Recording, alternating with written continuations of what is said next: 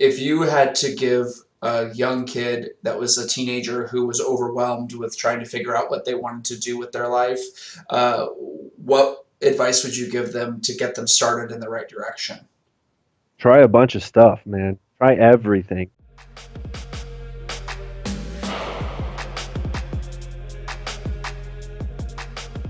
Ladies and gentlemen, welcome to episode 9 of Chasing Passion. My brother, you look gorgeous. Honestly, I'm going to tell you a story. This is just going to be much more relaxed because this is just going to be a podcast version and the video is going to be great. This is what happened. I was actually just telling you the story before we started recording. I did this whole like sentimental, emotional video with you, and I was like already feeling discouraged because I felt like I was doing this show for the wrong reasons and I wasn't really I was doing it and caring too much about what other people thought about what I was doing, and I was getting stagnant. And so I tried to was trying to push myself to just like get with my brother. I trust my brother. We'll make a cool episode. We'll give people some motivation, and the video records with no audio. I mean, do you know how mad? Do you know how mad? Seriously, do you know how mad I was? I could tell. I wish I could tell you. I haven't made one of these in a month. Here's the deal. We interview people for two reasons, or I interview people for two reasons. Three reasons, really. The first two is this: people that are passionate about something, or people that have been in a low place in their life and have endured. The reason I was doing this, honestly, was because I've been feeling really down lately, and I realized that I know all these really awesome people in my life that encourage me when I don't feel great and when I don't feel like doing anything, when I don't feel like producing. And I know that I have all these cool people in my life that have all these amazing stories of enduring, and it helps to make me feel better. And I feel like it's important to expose my friends and my family and make something that's forever that people can see and say, here's really cool people that are doing really cool things. And so that's what we're doing. And you're one of those stories for me. And we talked about this last time when we tried recording it the first time. That is just, it really does bring tears to my eyes. And I tell you every time on the phone that it's just you were at such a low place in your life, and you've rebounded, you've rebuilt. Life wasn't over. You got your shit together, and now you're doing as good as you can be doing. You're with your wife. You're in school. You're getting your master's degree. You've done your time in the military. Thank you for your service. Um, and I guess I would start with asking you what changed for you. What changed for you between in your mind between when you were younger and now? So when I actually first started working, I was like, I'm gonna go out and be one of those people, the 1% of the people you hear that is just gonna go get a job and they're just gonna move their way up because they work their ass off. And I quickly found out after about, I think, 3 or 4 years, that doesn't happen. That doesn't happen at all. And I was really broke, and I actually had medical issues at the time that I realize now because of the military that I had Right. that were consistently making me late for work and not waking up on time. That was mainly due to my medical issues that I didn't even realize I had. And so I ended up getting down to a one job. I had two at the time. I was working about 80 to 120 hours a week. And then I went down to one job because I got fired from the other one. And I was broke. I was broke. I was homeless for a couple weeks. That was not fun. Um, and I said, I don't want to do this anymore. I said, I don't want to be broke. I don't want to not be able to go do anything. I don't want to eat top ramen all the goddamn time. And I want to further myself. So I actually was supposed to join with a friend, and we both went into the recruiters. The Air Force wouldn't accept me because I had tattoos.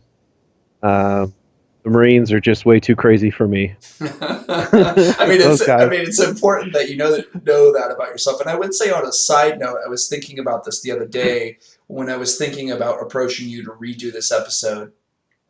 You had these health issues for your entire life. I mean, it actually makes so much sense now when we were kids, because you did some of the weirdest shit when you were sleeping, like Yeah. sleepwalking and talking in different languages when you were asleep. And that was all because of this issue that had never been caught, that had never been diagnosed. Yeah, and it didn't even get caught till I was almost out of the military. Yeah. I was coming back from deployment and couldn't sleep. So they gave me Ambien, and I took that. By the way, don't ever take Ambien because at least in our family, it made me wide awake, like wide awake. That's so weird. It did the reverse of what it was supposed to do. And I went back in and I said, this isn't working for me. This is not what I want to do. So they actually found out that my neck is too big and it's actually crushing my throat. Weird. And so I actually stop breathing about 90 times a night if I don't use my machine. You went in for a sleep study. Yep. That's But wild. yeah. So and then I just got to the point where, well, and I don't like the water, so I didn't join the Navy. And so we went into the Army, and uh, we both were going to join, and I did all the paperwork. Make sure you keep copies of your paperwork if you are joining the military, because I had a way cooler job than what I got, but they lost my paperwork, so lost my job. I was actually supposed to be a cryptologic technology systems hacker. Wow. I have no Um, idea. I have no idea what that is, but how did you even sign up for that in the first place? I said I wanted to do something in communications because IT was really my focus and it was something I was really good at. And they said, hey, we have this super special job that there's only one slot available for, and it only comes open once every 6 months. And I said, I'll take it. I'll go down today. And when I went to go down, they're like, well, we lost all your paperwork, so you're not going to be able to make it down. Mind you, things turned out for the better because I met my wife through the military, and we happened to go to the same school in the military. So, Interesting. um, but yeah, So you joined the military, and I mean, what do you think the military did for you as far as your mentality about the way you looked at life? I don't think it. Everybody says when you join the military that you somehow change, and you know, you get this whole new persona. I don't think it really changed much. It gave me the opportunity to see what it was like to be Mm, comfortable in the amount of money I'm making, comfortable in the schedule I'm working, not pushing myself to the point where I sleep 4 hours a night. Well, I mean, I still did that in the military, but right, for a good reason. right. It wasn't like I was working two jobs doing, 5 hours of commute in one day. Yeah, And it got me to that point where I was like, okay, I can do this. Now, what do I do next? right. So you did, what did you do? You did 4 years, right? 4 years in the Yeah. military, one deployment, which was to Turkey. Yep. How was the deployment? It was terrible. It sucked. What was the It was, worst? What was the worst part about it? um, the worst part about it is you don't get days off. So, I was communications, so I did 12-hour rotation where you're 12 hours on, 12 hours off. Interesting. I got 2 days off in 365 days.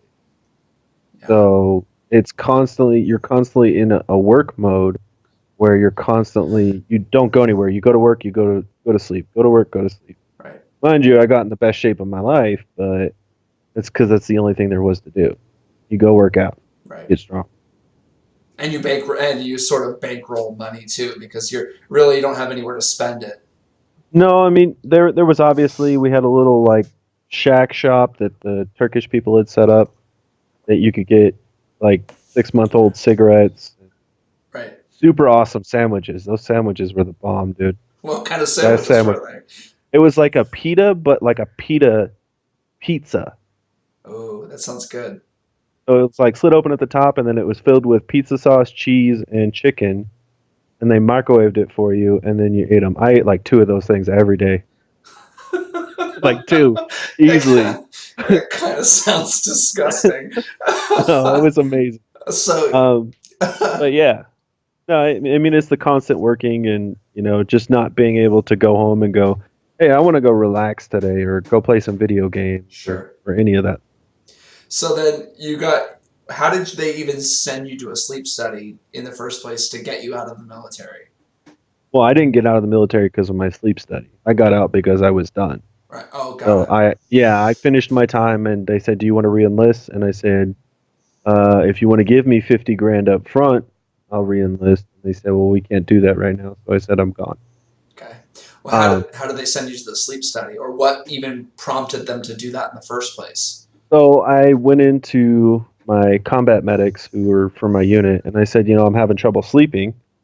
Um, and I went to the doctor, and the doctor's like, "Okay, well, you just got back. Let's reset your sleep schedule," and gave me Ambien. I took that for I think 2 days, and basically said, "I'm done. I'm not doing this. I'm staying wide awake, not going to sleep."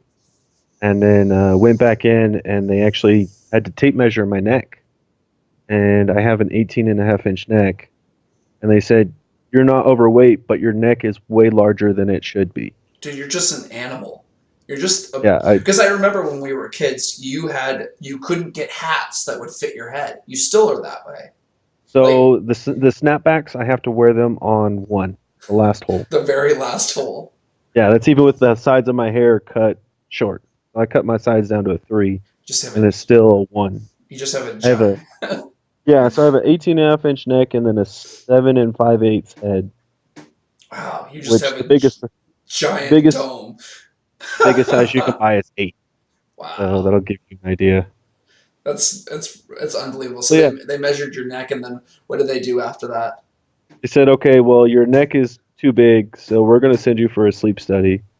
And then you go in for the sleep study, and it's the most terrible thing in the entire world because they hook about 50 wires to you, and then they go, okay, go lay down in bed and go to sleep. Okay, So okay, if you're a let's try that person again. if you're a person that doesn't like to be touched by anything, you're screwed. So no, you wear 20 of them on the top of your head, That and then would you've got 3 on your chest, and then you've got 3 on each leg and 3 on each arm. oh that would drive me insane. Yeah. So you're completely wired up, and then you just lay down, and there's no lights, no TV, no nothing. Like you just lay down. You can bring your own pillow and your own blanket. That's all you get. Weird. Do they ever sleep on Yeah. like a cot? No, it's a full size bed. Like Oh, it's an okay. actual nice bed. It was once I fell asleep, it was comfortable, Yeah. but initially falling asleep, it took me like probably a solid hour to fall asleep. So then they diagnosed you with sleep apnea. Yeah, so what they do is they measure you all night and then they send a report to the doctor and the doctor reads you your report. So my report said that when they did the test, I stopped breathing 86 times in one night. Wow. And then they give you your option. So option A is they can cut your throat open and then stick wires in to pull your throat wider. And I said nope on that. They said we can get you I wonder why. Uh, they said we can get you a dental thing, but they said nobody has really good success with those. And I said nope. And they said, well, we can get you the Darth Vader mask. And I said I'll try that, and been using it going on like 6 or 7 years now. Do you feel like it works? It works. The only thing that sucks is I get real bad red marks because my Yeah. head is so heavy, Yeah. and then my mouth is really dry when I wake up, like Ugh. sandpaper dry. Because it's So just pumping air into you. yeah, so it sounds like a jet engine if you take it off. Like, no lie, we had to turn on the TV because my stuff was too loud. That's so crazy. It's Yeah. wild. It's wild just getting older and just seeing what happens to our bodies and stuff like that. So now you're off getting your master's degree. Yep. What are you getting your master's degree in? I'm going for cybersecurity management, Wow. and I have a Yes, bachelor's in business with information systems. it's That's my great. focus. They're very practical degrees that Yeah. are going to help you to make money. Yep. How did you, when you were young, how did you develop a sense for IT in the first place? So I actually started the high school we both actually went to. Right.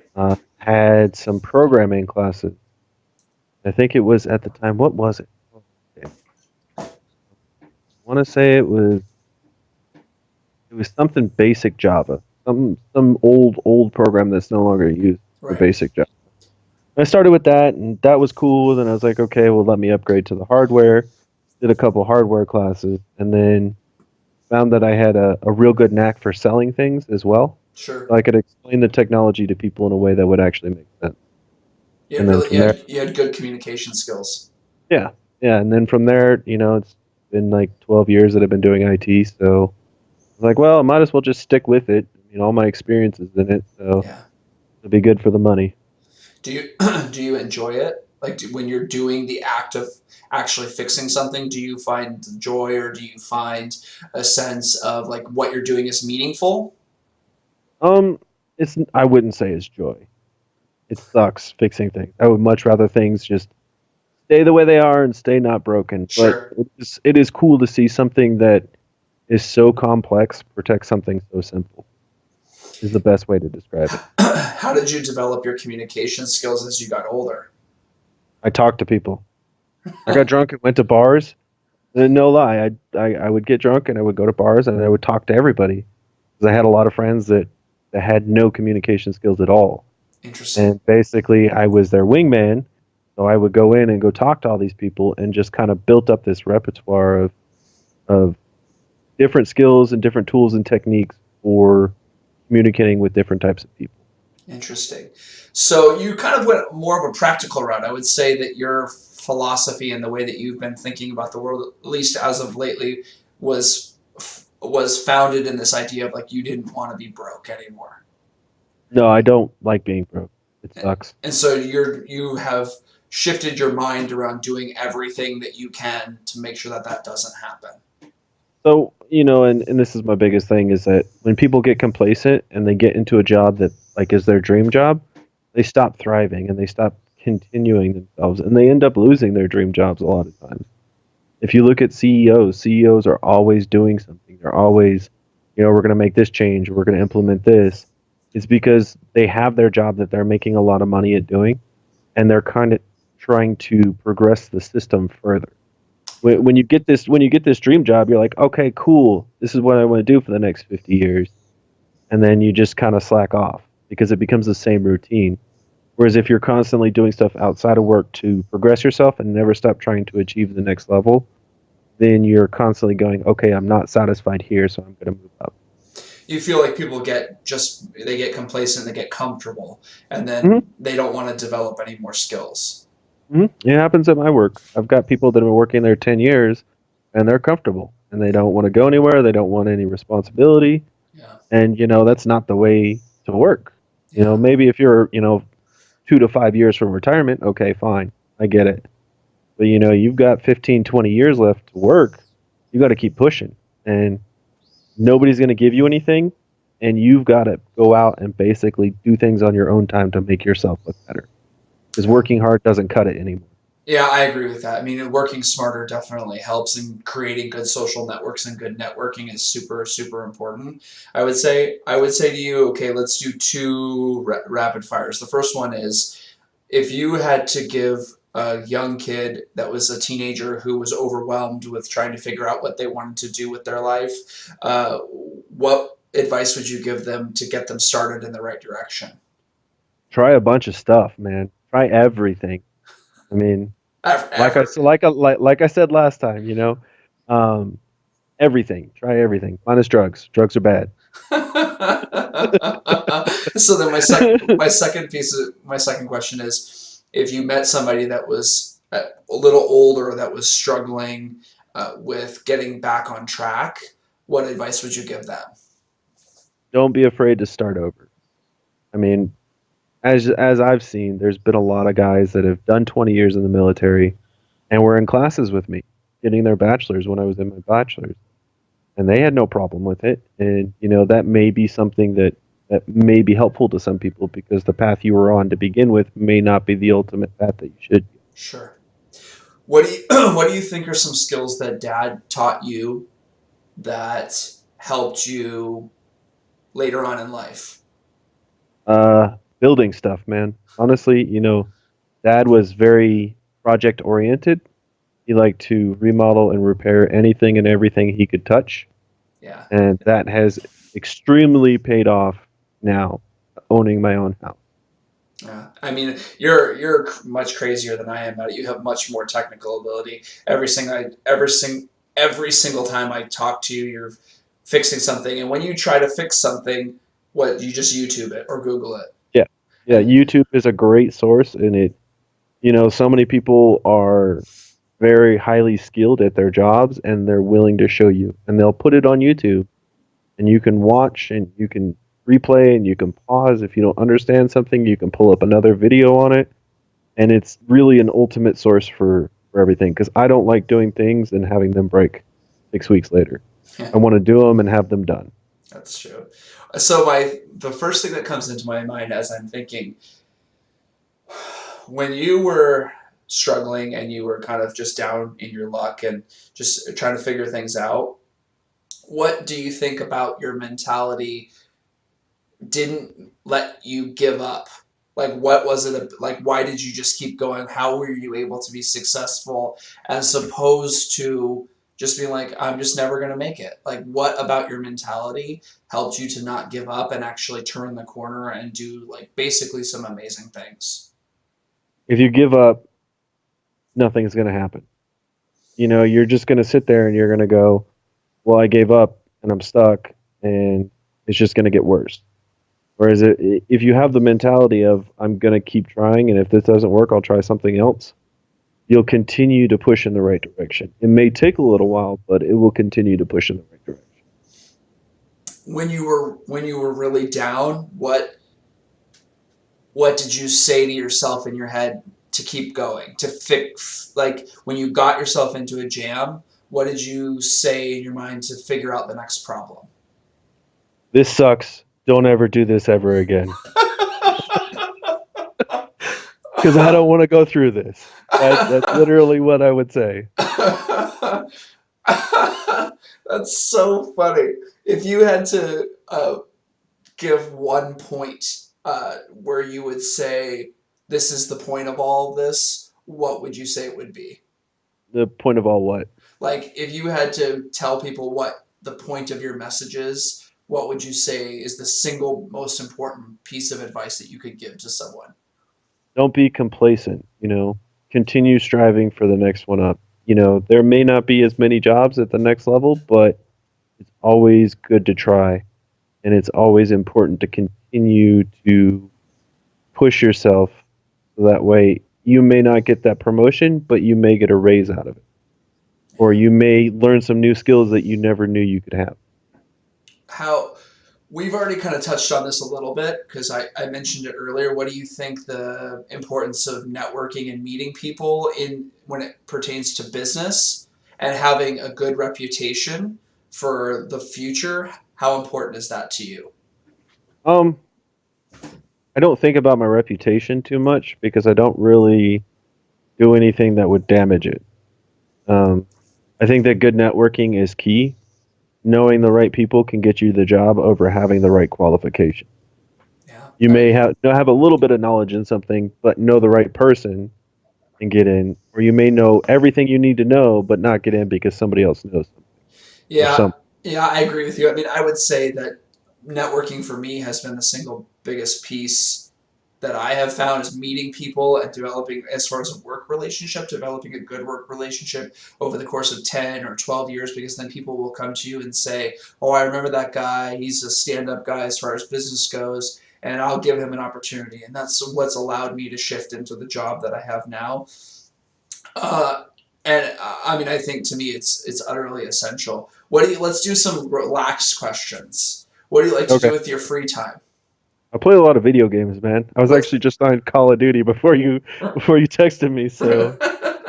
what are your three of, not in any order because I think it's ridiculous to give orders. What are your three of your favorite games of all time? All time? Oh.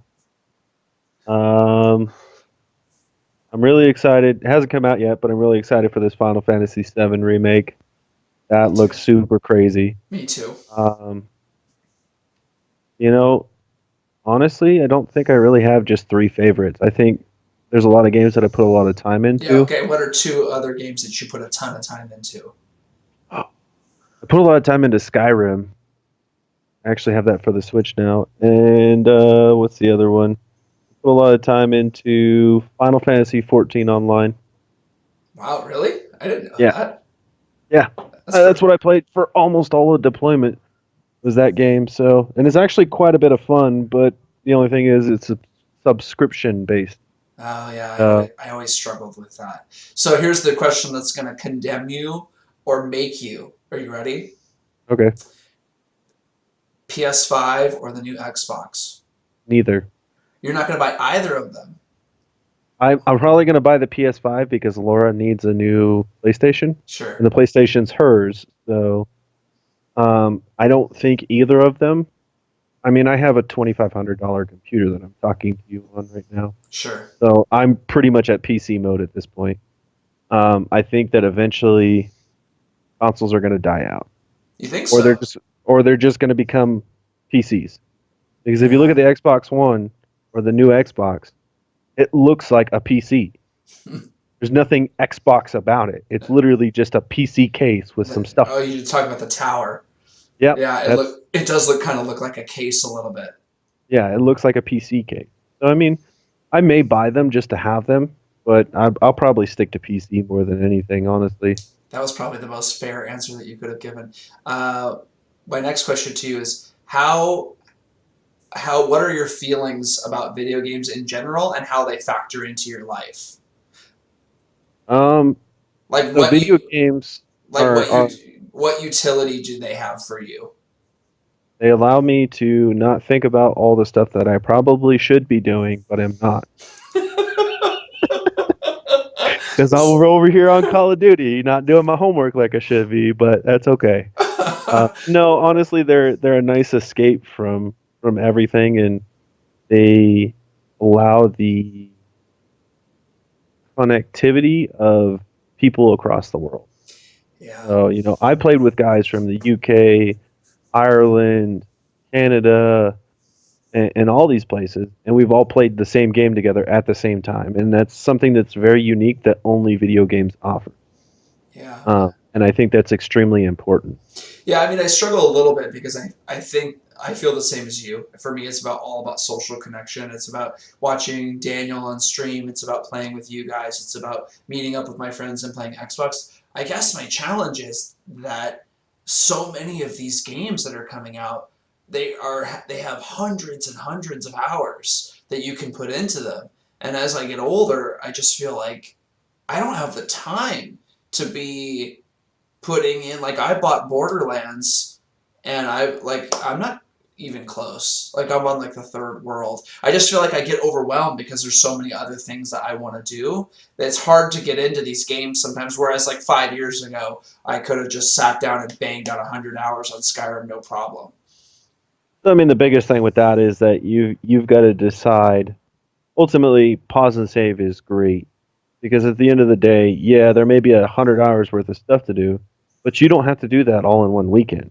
Yeah, that's You true. can take 6 months to a year to do it. There's no rush, and that's what a lot of people don't understand is they want to rush, rush, rush, rush, rush to get to the end and then complain that there's no content when they Yeah. spent one weekend playing 75 hours of a game, beat the whole game, and now have nothing to do.